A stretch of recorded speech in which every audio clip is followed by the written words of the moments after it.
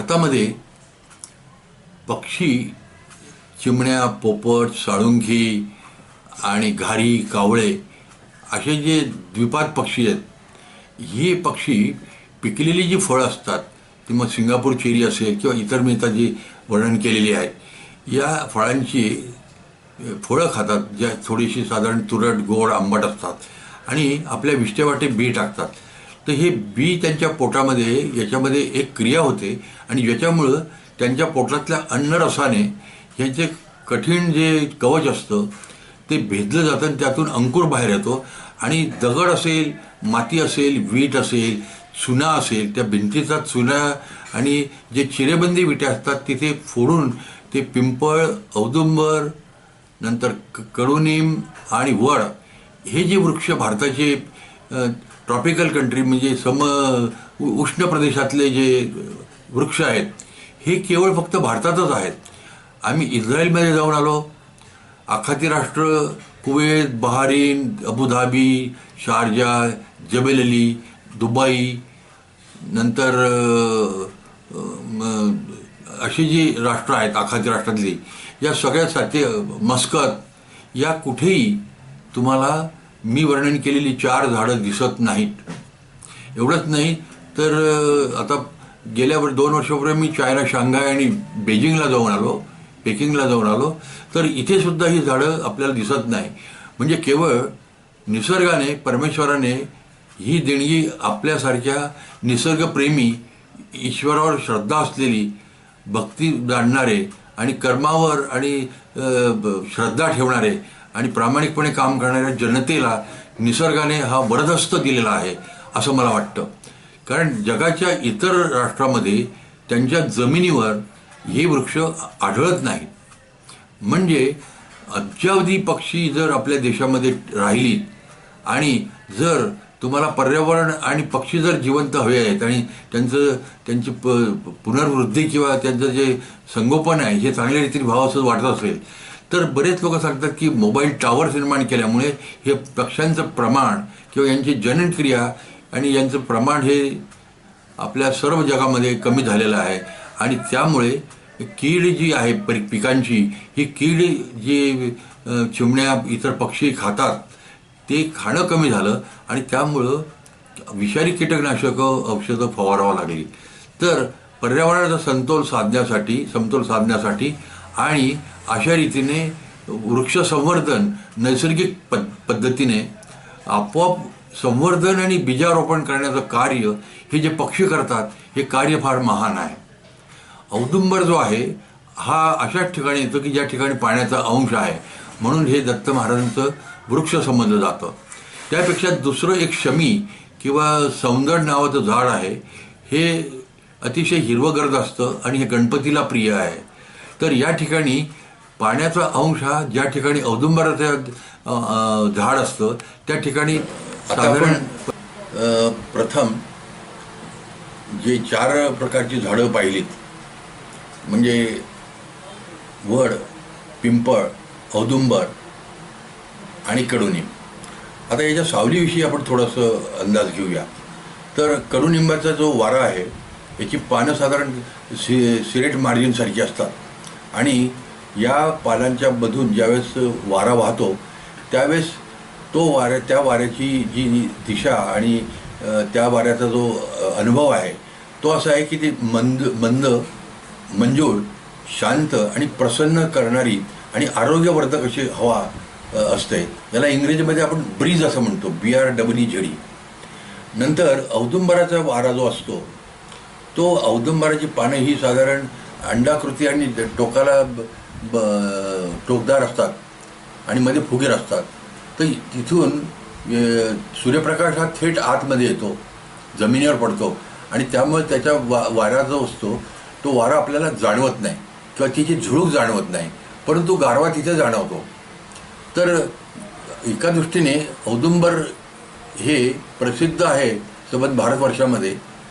ते याच्याकरता की ज्या ठिकाणी औदुंबर आहे त्याच्या 15 फुटामध्ये अजून काही झाडी येतात आणि त्याच्या जवळ 10 फुटावर जर ईशान्येकडे किंवा नैऋत्याकडे, ईशान्येकडे शक्यतो जर विहीर खोदायची असली किंवा पाणी तिथे हमखास लागतं. 30 फुटात लागेल, 40 फुटात लागेल, आणि तिथे पक्कं पाणी असतं, ते काही आटत नाही. अगदी जर मागच्या वर्षापूर्वी जर 2-3 वर्षापूर्वी त्याची दुष्काळी परिस्थिती आली तर त्या परिस्थितीमध्ये मात्र पाणी हमखास कमी होतं, परंतु ते कधीही झिरोवर येत नाही. तिसरं जे झाड आहे आपण ते बोललो ते आहे वड. तर वडाच्या झाडाची पानं ही जाड असतात, मोठी असतात, आणि त्याच्यावर क्युटिकल लेअर म्हणजे ती चमकणारी असतात, आणि हिरवा जेट ग्रीन किंवा मिंट ग्रीन कलर त्यांच्या पानांचा असतो. ही पानं दाट असल्यामुळे याच्या आतून सूर्यप्रकाश आत येत नाही, आणि तो न आल्यामुळे तिथे छाया किंवा तिथली जी सावली आहे ही अतिशय आल्हाददायक असते, नंतर प्रसन्न असते, आणि माणसाच्या डोक्यावरचं टेन्शन कमी करणारी असते. त्यामुळे वडाच्या झाडाखाली पाऊस कमी असला तरी ही वडाची झाडं उष्णकटिबंधामध्ये भारतासारख्या खंडप्राय देशामध्ये अधिक प्रमाणात येतात. आपण जर अनेक रोड राज्य महामार्ग किंवा राष्ट्र महामार्ग देशातले पाहिले असतील तर याच्या दुतर्फा ही वडाची झाडं काही 50-50, 100-100 वर्षापूर्वी होती. पुण्याच्या शेतकी कॉलेजच्या बाहेरचा जो गणेशखिंड रोड आहे, हा रोड मोठा होण्याच्या अगोदर प्रचंड झाडी इथं होती, आणि या भागामध्ये सुद्धा पाऊस पडत असे, आणि या झाडामध्ये सूर्य नसल्यामुळे तिथून जाताना छत्री न घेता उन्हाळ्यामध्ये माणसं आनंदाने पायी चालत असत, दुचाकीवर जात असत, सायकलच्या किंवा ती मोटरसायकलनी तिथे तो रस्ता संपण्याचं त्यांना वाटत असत. आता मी चौथं जे सांगितलं आहे ते झाड म्हणजे आपण पाहिले की कडुनिंब. आता पिंपळाबद्दल आपण बोलू, कारण या वृक्षावरती आपण भाष्य केलेलं आहे. आता शेवटचा माझ्या म्हणण्याप्रमाणे पिंपळ हा वृक्ष आहे की जो आपोआपच वृक्षाच्या विष्ठेतून पडतो, आणि तो इतका विचित्र आहे की तो कुठल्याही दगडाच्या भेगेत येतो. एका ठिकाणी तुम्ही टेलिफोनचा पाईप 16 फूट होता, त्या 16 फूट पाईपामध्ये 15 फूट वर पिंपळाचा वृक्ष वाढलेला मी पाहिला, आणि मी अचंबित झालो. तर हे जे पिंपळाचं झाडाचा वारा आहे हा एक वेगळ्या याचा हार्टच्या आकारात किंवा हृदयाच्या आकाराचं पान असतं, पुढे टोकदार असतं.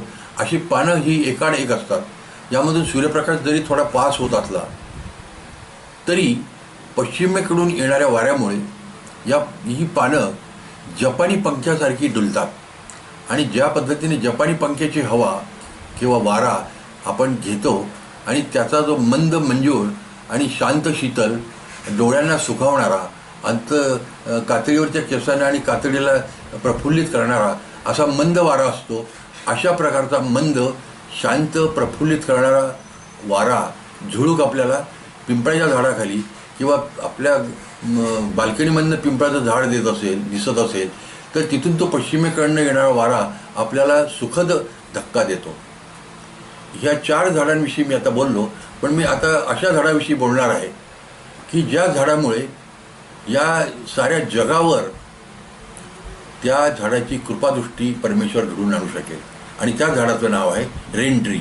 रेन ट्री म्हणजे ज्या ठिकाणी झाडं येतात, लावली जातात, त्या झाडाच्या सान्निध्यामध्ये त्याच्याहून जर ढग जातील तर त्या ढगांना गार करून त्या रेन ट्रीच्या झाडाने तिथे पाऊस पडतो असा अनुभव आहे. आता मला आपल्याला उदाहरण द्यायचं झालं तर शेतकी कॉलेज हे 1907 साली सुरू झालं, आणि 1911 साली म्हणजे पुण्याचं शेतकी कॉलेज महाविद्यालयाबद्दल मी बोलतो आहे. तर 1911 साली डॉक्टर एच ए मॅन हे त्या कॉलेजचे प्रिन्सिपॉल म्हणजे प्राचार्य होते. तेव्हा त्या रेंट्री ॲव्हेन्यूमध्ये म्हणजे मुख्य इमारतीपर्यंत मेन गेटपासून गणेशखिंड रोडला जिथे वसंतराव नाईकांचा पुतळा आणि स्टेट बँक ऑफ इंडियाची ब्रांच आहे, त्या मसोबागड चौकामधून आज शिरताना मुख्य रस्त्याच्या दोन्ही दुतर्फा म्हणजे एकूण 4 ओळी, उजव्या बाजूला 2 ओळी 30-30 फुटावर आणि डाव्या बाजूला 2-2 ओळी 30-30 फुटावर अशा 4 पदरी 1911 साली त्यांनी 105 वर्षापूर्वी हे रेनट्रीची झाडं लावलेली आहेत. आणि म्हणून रेनट्री आम्हाला वाटायचं की आम्ही ज्यावेळेस तिथे प्रोफेसर होतो, शास्त्रज्ञ होतो, विद्यार्थी होतो, तेव्हा अगोदर आम्ही जाताना पावसातून त्या रेनट्रीच्या ॲव्हेन्यूमधनं शेतकी कॉलेजच्या कंपाऊंडच्या रस्त्यामधनं मुख्य बिल्डिंग इमारतीपासून बाहेर येताना तुफान पाऊस वाटायचा आतल्या. आणि हाच पाऊस आम्हाला काही अंशी जिथं वडाची झाडं होती तिथपर्यंत दिसायचा. पण पुढे आम्ही शनिवारवाड्यावर गेल्यावर पण तिथे पाऊस नसायचा. कारण नागरी वस्तीमध्ये वस्ती जास्त आणि पर्यावरणाचं संतुलन बिघडल्यामुळे झाडी नाही, कार्बन डायऑक्साईडचं प्रमाण जास्त, म्हणून तिथे पाऊस नाही. पण हीच गोष्ट तुम्ही जर पिंपरी चिंचवड एरियामध्ये काही वर्षापूर्वी नागरीकरण होण्याअगोदर जर पाहिलं तर पुण्यामध्ये येणारा पाऊस हा प्रथम पिंपरी चिंचवडला पडतो संध्याकाळी आणि पुण्यात पडत नाही. म्हणजे झाडे पाणी देतात, झाडे पाऊस पाडतात हे सिद्ध होईल. तर आपण आता पाहिलं की निरनिराळ्या हवामानामध्ये हे झाडं यशस्वी होऊ शकतात का? तर माझं असं मत आहे की ज्यावेळी आम्ही राजस्थानमध्ये डाळिंबाचा प्रयोग करायचं ठरवलं 4 वर्षापूर्वी, तेव्हा तिथल्या अधिकाऱ्यांनी, तिथल्या सगळ्या अनुभवी लोकांनी सांगितलं की राजस्थानमध्ये डाळिंब येणार नाही, तुमचे श्रम, पैसे, कष्ट, संशोधन आणि चिंतन हे सगळं वाया जाईल. पण जिथे मोठी विचारशक्ती आहे, इच्छाशक्ती आहे, म्हणजे will find a way, wisdom is very powerful in the life of man, हे जर आपल्याला सिद्ध करायचं झालं तर इच्छाशक्ती जर प्रबळ असेल तर हे घडू शकेल असा आमचा आत्मविश्वास आम्हाला सांगत होता. आणि आम्ही तिथे 4 वर्षापूर्वी 5 एकर डाळिंब लावली आणि ती डाळिंब इतकी यशस्वी झाली की राजस्थानमध्ये ती एक अशी वाऱ्यासारखी बातमी झाली आणि त्याचं कव्हरेज राजस्थान पत्रिकेमध्ये आलं. आणि आता तिथे 21 लोकांनी डाळिंब हे लावलेलं आहे आणि हे सगळं आमच्या तंत्रज्ञानाने आहे. आणि तिथे जोधपूरमध्ये हे सगळे डाळिंब 60 ते 70 रुपयांनी विकली जात आहे. ज्यावेळेस तिथलं हवामान एकदम विषम असतं, थंडीमध्ये अतिथंडी असते आणि 3.5, 5, 4 डिग्रीला त्यातले डाळिंब तडकतात, त्यावेळेस तिथे आम्ही आमचं तंत्रज्ञान वापरलं आणि तो थंडीचा सीझन टाळून ते डाळिंब आम्ही अगोदर आणलं. आणि अतिउष्णता जिथे असते त्यावेळेस तो टाळून ते डाळिंब तिथला हंगाम उन्हाळ्याचा किंवा जूनचा न घेता त्या काळामध्ये आम्ही ती झाडं कशी जगवायची ही ठरवलं. असाच प्रयोग आम्ही वर्ध्यामध्ये 21 एकरामध्ये डाळिंबाचा नवीन अपारंपरिक प्रयोग केला आणि तो यशस्वी झाला. आणि तिथे डाळिंब ते 10 लाख रुपयाला 250 ग्रॅमपासून 450-500 ग्रॅमचं हे दुबईला विकलं गेलं. आणि मधल्या आंतरपिकामध्ये म्हणजे ज्याला हॉरिझॉन्टल सरफेस फार्मिंग किंवा इंटरक्रॉप म्हणतो, तर या डाळिंबाच्या पिकामध्ये अनुभवी लोक सांगतात की आंतरपीक घेऊ नये. पण आम्ही आपल्या तंत्रज्ञानाने डॉक्टर बाबासाहेब टेक्नॉलॉजीने असं पीक सोयाबीनचं लावलं. इतरांचं सोयाबीन मागच्या वर्षी धोधो पावसामुळे गेलं, पण याला इथे 2 लाख रुपये या शेतकऱ्याला 8 एकर सोयाबीनमध्ये मिळाले.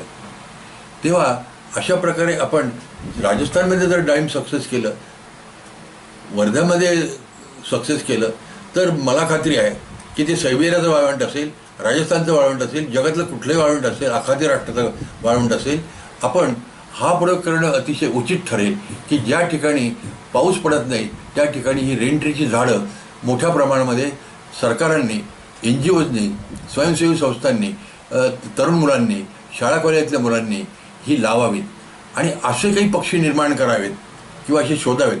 कारण याचं बी जे आहे हे साधारण बारीक चिंचोक्यासारखं लांबट असतं आणि हे जर ह्या पक्ष्यांनी कोणत्या खाल्लं, समजा गरुडांनी खाल्लं, घारींनी खाल्लं, कावळ्यांनी खाल्लं, तर त्यांच्या विष्ठातून ही झाडं हे बी पडलं तर ज्या प्रकारे पिंपळ, कडुनिंब, नंतर वड आणि पिंपळ आपोआप येतात, अशी ही वृक्षराजी साऱ्या जगामध्ये येईल. आता जो विषय रेंट्रीबद्दल बोलत आहोत त्याविषयी पुढे मला असं सांगता येईल की रेंट्री हे जे झाड आहे, हे झाड वनीकरणाचा आत्मा होऊ शकतं, साऱ्या जगाचा, नुसता भारताचाच नव्हे.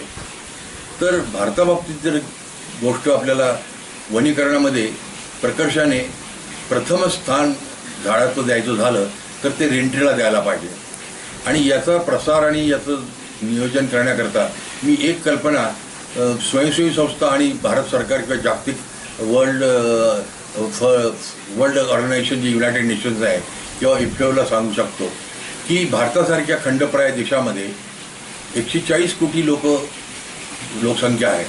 तर या 140 कोटी लोकसंख्येची कुटुंब साधारण 40 कोटी आहेत या देशामध्ये. तर दर महिन्याला एका कुटुंबाकडून 1 रुपया असं या रेंट्रीच्या करता कॉन्ट्रीब्युशन किंवा वर्गणी जमा केली तर दर महिन्याला 40 कोटी रुपये जमतील आणि एका वर्षाला 480 कोटी रुपये हे जमा होतात. तर अशा तऱ्हेने या फंडाचं पारदर्शक रीतीने युटिलायझेशन किंवा उपयुक्तता सिद्ध करण्याकरता वनीकरणासाठी आपण याचा वापर रेंट्रीच्या वनीकरणासाठी करावा. रेंट्रीचं वनीकरण का करावं हे मी आपल्याला माझ्या पहिल्या विचारामध्ये सांगितलंच आहे. आता मी आपल्याला त्याच्या वाऱ्याविषयी थोडासा उल्लेख करतो.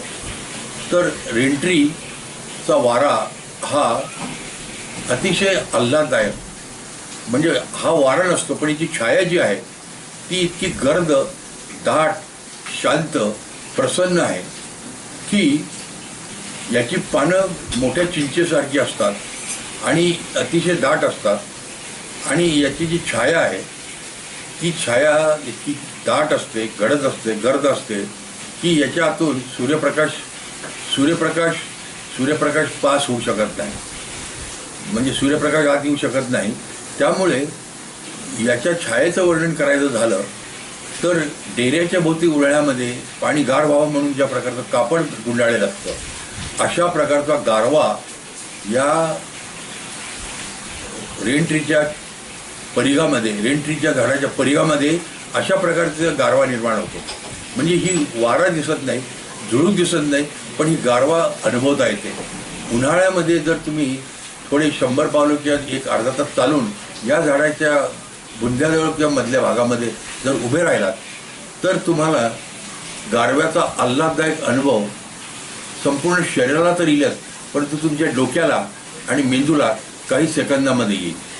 तुमचे डोळे जर अतिउष्णतेने लाल झाले असतील तर काही सेकंदामध्ये त्याला आल्हाददायक गारवा मिळेल आणि तुमचं मन, चित्त, अंतःकरण आणि डोळ्याची एक जी नजर आहे, दृष्टी जी आहे ती शांत आपल्याला वाटेल. हे रेंट्रीच्या गारव्याचं वर्णन मी स्वतः अनुभवलेलं आहे.